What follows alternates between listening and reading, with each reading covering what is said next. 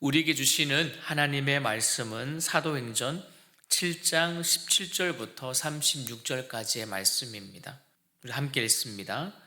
하나님이 아브라함에게 약속하신 때가 가까우매 이스라엘 백성이 애굽에서 번성하여 많아졌더니 요셉을 알지 못하는 새 임금이 애굽 왕위에 오르매 그가 우리 족속에게 교활한 방법을 써서 조상들을 괴롭게 하여 그 어린 아이들을 내버려 살지 못하게 하려 할세.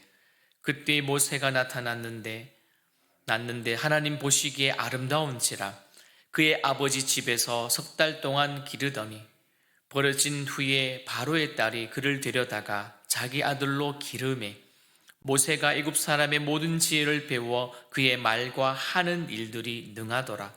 나이가 40이 되며 그 형제 이스라엘 자손을 돌볼 생각이 나더니 한 사람이 원통한 일 당함을 보고 보호하여 압제받는 자를 위하여 원수를 갚아 애굽 사람을 쳐 죽이니라. 그는 그의 형제들이 하나님께서 자기의 손을 통하여 구원해 주시는 것을 깨달으리라고 생각하였으나 그들이 깨닫지 못하였더라. 이튿날 이스라엘 사람끼리 싸울 때에 모세가 와서 화해시키려고 하여 이르되 너희는 형제인데 어찌 서로 해치느냐 하니 그 동물을 해치는 사람이 모세를 밀어뜨려 이르되 누가 너를 관리와 재판장으로 우리 위에 세웠느냐 내가 어제는 애굽 사람을 죽임같이 또 나를 죽이려느냐 하니 모세가 이 말 때문에 도주하여 미디안 땅에서 나그네 되어 거기서 아들 둘을 낳으니라. 40년이 참에 천사가 시내산 광야 가시나무 떨기 불꽃 가운데에서 그에게 보이거늘 모세가 그 광경을 보고 놀랍게 여겨 알아보려고 가까이 가니 주의 소리가 있어 나는 내 조상의 하나님 즉 아브라함과 이삭과 야곱의 하나님이라 하신데 모세가 무서워 감히 바라보지 못하더라. 주께서 이르시되 내 발의 신을 벗으라 내가 서 있는 곳은 거룩한 땅이니라. 내 백성이 애굽에서 괴로움 받음을 내가 확실히 보고 그 탄식하는 소리를 듣고 그들을 구원하려고 내려왔노니 이제 내가 너를 애굽으로 보내리라 하시니라. 그의 말이 누가 너를 관리와 재판장으로 세웠느냐 하며 거절하던 그 모세를 하나님은 가시나무 떨기 가운데에서 보이던 천사의 손으로 관리와 속량하는 자로서 보내셨으니 이 사람이 백성을 인도하여 나오게 하고 애국과 홍해와 광야에서 40년간 기적과 표적을 행하였느니라. 아멘. 유대인 지도자들에게 오늘 스데반은요 이스라엘의 역사와 하나님의 계획을 전하고 있습니다. 그리고 스데반은 이스라엘 역사를 통해서 하나님의 축복과 경고를 또 보여주고 또한 예수 그리스도의 중심으로 하나님의 구원 계획을 이야기합니다. 특별히 스데반의 설교는요 인클루시오라는 구조, 즉 누가라고 하는 그 저자가 오늘 2절에서 보니까요 영광의 하나님으로 시작해서 55절에는 하나님의 영광이라고 이렇게 맺고 있는 그런 구조를 사용하고 있습니다. 1절부터 8절까지는 어제 보았던 것처럼 아브라함의 이야기를 하였고요. 그 아브라함의 이야기를 통해서 아브라함에게 자신을 계시하는 곳을 강조하고 또한 하나님은 예루살렘과 성전을 넘어서도 자신이 계시할 수 있다는 것을 보여주셨죠. 그리고 9절부터 16절까지는 이제 요셉의 이야기를 통해서 위기를 기회로 바꾸시는 하나님, 그리고 더 나아가 실패를 성취로 바꾸시고 행하시는 그 하나님을 소개하고 있습니다. 이제 오늘 본문도 이어서 보면 이제 이집트에서 하나님의 백성의 수가 어떻게 되었습니까? 꾸준히 증가하자 그 당시 새로운 왕 파라오가 이제 새로 왕이 되고 이제 이 부분을 즉 이스라엘 백성들이 자꾸 증가하자 많아지자 경계하기 시작합니다. 18절에 보니까요 요셉을 알지 못하는 새 임금이 애굽 왕위에 오르매 그리고 19절에 보면 이제 그는 언약의 백성들을 어떻게 합니까? 억압하고 그리고 잔인하게 다룹니다. 구체적으로 우리가 스데반의 설교는 없지만 출애굽에 보시면 어떠합니까? 갓 태어난 아이들을 강에 던져 죽여버립니다. 그런 아주 잔인한 그런 행동을 하게 되죠.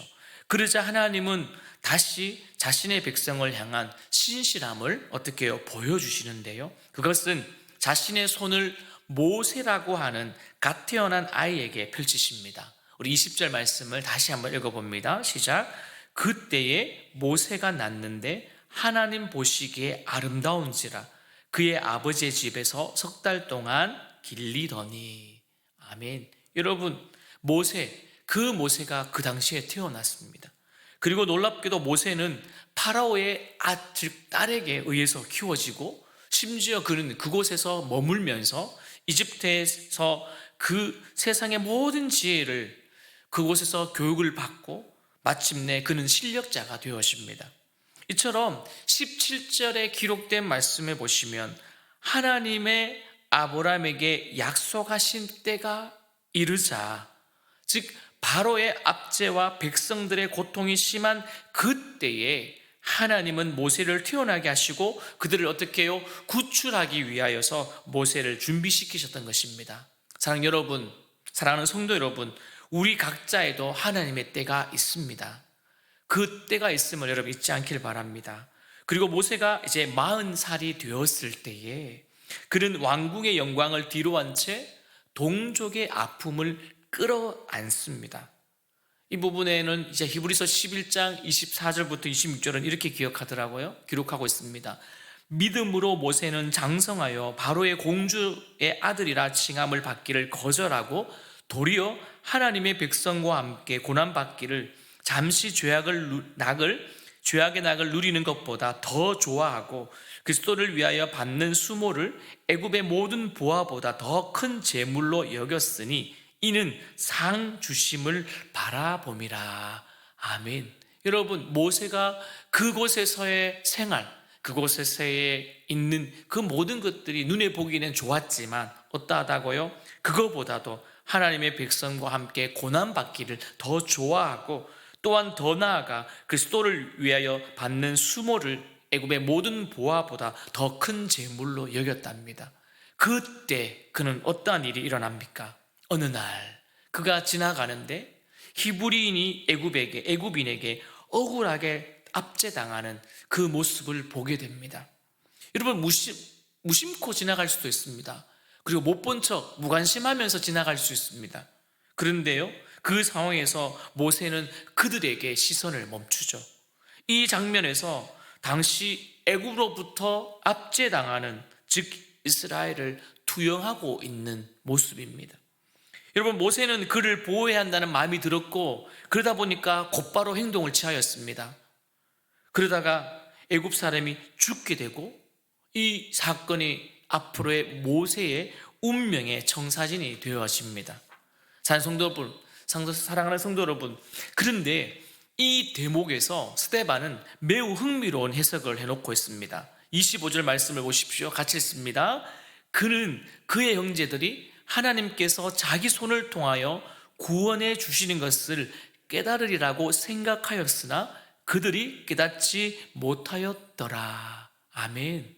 여러분, 이 부분은 여기만 나오죠. 출애굽에도 나오지 않습니다. 출애굽기서에도 나오지 않지만 이 부분에서 스데반 설교에서 이 대목이 나오더라고요. 여러분, 압제당하는 동족을 도우면 이스라엘이 자기의 이 행동을 공감하리라 기대했지만 도리어 어떻게 되었습니까? 형제들이 자신을 배척하고 이로 인하여서 모세는 도주하게 되었습니다. 여러분, 스데반의 설교에서 모세를 어떻게 해요? 선지자로 알아보지 못하는 이 이스라엘의 무지를 꼬집으면서 동시에 그 당시 예수님을 못 알아보는 지금 이스라엘의 무지와 연결시키면서 이야기하고 있는 것입니다. 사랑하는 성도 여러분, 어떻습니까? 우리도 하나님의 은혜가 없을 때에는 우리가 어떻게 예수님을 나의 구주로, 주인으로 모실 수가 있겠습니까? 아무리 우리가 자연을 보아도 누군가가 만들었다 하더라도 그 자연을 보고 하나님이 계신다라고 믿는 사람이 과연 몇 있겠습니까? 그러나 우리에게는 특별 계시로 인하여서 하나님의 말씀을 통하여서 우리가 깨닫고 알고 있지 않습니까? 그러나 당시에 그렇게 모르는 예수님, 아무도 와서 영접하지 않는 그들, 그래서 요한복음 1장 우리 12절 말씀을 영접하는 자 곧 그 이름을 믿는 자들에게는 어떻게 된다고요? 하나님의 자녀의 그 권세를 주셨다라고 하고 있습니다. 근데 사람들은 몰랐다 합니다. 오늘 스데반은 그 설교 안에도 이것을 꼬집고 있습니다. 그래서 먼저 예수님을 알아보지 못하는 그 이스라엘 백성들을 보면서 오늘 스데반은 이런 이야기를 하였죠. 그의 형제들이 하나님께서 자기 손을 통하여 구원해 주시라고 깨달았으리라고 생각하였지만 그들이 깨닫지 못하였다라고 말이죠. 여러분, 누구도 예상하지 못한 채 이제 어떻게 됩니까? 못하는 그때에 이제는 우리가 할 수 있는 것이 있다면 무엇일까요? 그 모세가 도주하여 이제 광야로 갔고 그곳에서 할 수 없는 상황에 있는 그에게 하나님은 어떻게 하십니까? 우리는 어떠합니까? 당연히 그는 하루하루 하나님 앞에 맡기며 살았을 것입니다. 우리도 동일합니다. 우리도 뭔가를 하였는데 그것이 오히려 우리에게 어려움이 되고 오히려 그것이 우리를 힘들게 하는 일이라 할지라도 여러분, 하루하루 삶의 걸음을 하나님께 맡기는 저와 여러분 되어지기를 소망합니다. 그래서 잠언 3장 6절은 이렇게 말합니다. 너는 범사의 그를 인정하라. 그리하면 내 길을 지도하시리라. 그리고 다윗이 죽음이 임박할 때 그의 아들 솔로몬에게 한 말 중에 열왕기상 2장 4절에 보니 이런 말을 했습니다. 여호와께서 내 일에 대하여 말씀하시기를 만일 내 자손들이 그들의 길을 삼가 마음에 다하고 성품을 다하여 진실이 내 앞에서 행하면 이스라엘 왕위에 오를 사람이 내게서 끊어지지 아니하리라 하신 말씀을 확실히 이루게 하시리라. 여러분, 오늘 우리에게도 동일합니다. 어떤 길이든지 나에게 있는 이 시간만큼은 우리가 마음을 다하여 뜻을 다하여 하나님을 사랑하고 그 시간을 통하여 하나님이 원하시는 일들을 감당하기 위해 애쓰기를 소망합니다. 그 주님의 뜻대로 우리가 살아갈 때 그 길은 가장 안전하고 확실한 길입니다. 그러므로 그분과 함께하는, 하나님과 함께하는 그 오늘이 최선의 때임을 여러분 기억하시고 날마다 순간마다 하나님의 선하심을 의지하며 한 걸음 한 걸음 나아가기를 소망합니다. 자, 이제 참 소망을 위해서, 참 그 소명을 위해서 이제 모세는요 또 다른 준비를 하는 내용이 나와 있습니다. 이제 스데반은 이렇게 말하네요. 모세의 두 번째 40년이 찼다라는 말로 해서 그의 마지막 40년, 즉 세 번째 40년의 이야기로 이어가고 있습니다. 여러분 30절 말씀해 보십시오. 40년이 참에 천사가 시내산 광야 가시나무 떨기 불꽃 가운데에서 그에게 보이거늘. 여러분, 하나님이요 구원자로서 소명을 주시기까지, 누구에게요? 모세에게 소명을 주시기까지 모세는 어떤 준비를 했을까요? 어떤 준비를 했을까요? 보니까요 특별한 것이 없었습니다. 그냥 매일 가축을 치는 지루한 일상의 연속일 뿐이었습니다. 그가 거기서 공부를 했다, 그가 무엇을 했다 이런 기록이 성경에 없기 때문에 또한 광야에서 뭘 특별하게 하겠습니까? 그러나 그것이 모세를 준비하게 하는 최선의 과정이었습니다. 왜냐하면요 하나님의 섭리 속에서 살아가는 시간들이기 때문입니다. 여러분, 우리가 뭔가를 대단한 걸 준비하고 있지 않아서 내가 늘 부끄럽고 죄송하다 하나님 앞에 그렇게 하실 수 있잖아요. 예전에 우리가 나의 머리가 치긋치긋한 머리 백발의 권사님들 보시면 매일 하나님 앞에 부끄럽대요. 기도도 제일 많이 하시고 새벽마다 나와서 기도하시고 교회 일이라면 앞장서시는데도 매번 보면 그런 권사님들께서는 하나님 앞에 부끄럽대요. 죄송하대요. 뭐 그렇게 죄송한지는 모르겠지만 그 마음에 늘 어떻게 해요? 부족하다라는 마음이 있지 않았나 생각합니다. 찬송도 여러분, 오늘 모세가 준비하는 그 과정에서는 특별한 게 없었습니다. 그냥 하나님의 섭리 속에서 살아가는 시간들, 그 시간에 충실하였다는 사실입니다. 그리고 그는 이집트에서 배움과 자기의 능력을 의지하는 것을 지우는, 즉 힘을 빼는 시간들이었습니다. 이를 통해서 모세는 절대로 하나님보다 앞세울 수 없음을, 자기가 앞설 수 없음을 그는 깨닫고 배우게 되었죠. 찬송도 여러분, 저도 그렇고 여러분도 그렇고 날마다 주님 앞에 겸손하며 살아가기를 소망합니다. 주님보다 앞서지 마시고 하나님이 앞에 가시면 우리는 따라 오늘도 힘차게 걸어가기를 소망합니다. 33절에 보니 주께서 이르시되 내 발에 신을 벗으라 내가 서 있는 곳은 거룩한 땅이니라. 여러분, 사실 하나님이 함께하는 곳이라면요, 그곳이 어디든지 모두 거룩한 땅으로 변할 것입니다. 또한 예수님의 복음이 전하는 곳곳마다 그곳도 마찬가지로 어떻게 해요? 거룩한 땅, 평화의 장소가 될 것입니다. 다음 구절을 보니 하나님의 계획을 알려주는 이야기가 나오네요. 이것은 무엇입니까? 앞으로 80세의 그 모세는 거룩한 하나님의 부름을 받아 이스라엘 백성의 관리와 속량자가 된다라는 사실을 알려주고 있네요. 그리고 통하여서 하나님이 예수님을 통해 이제 그분이 또한 우리를 백성들을 속량하시고 또 백성을 예수님을 백성의 대표자로 삼으실 그런 사실도 오늘 스데반의 설교 가운데 있습니다. 아무쪼록 예수님만이 하나님의 백성을 구원할 수 있으시고 또한 모든 백성이 구원받는 길은 유일한 그 길은 예수님밖에 없다는 그 사실. 그럼에도 그 당시에 사람들은 그 예수님을 알지도 못하고 또한 어떻게 해요?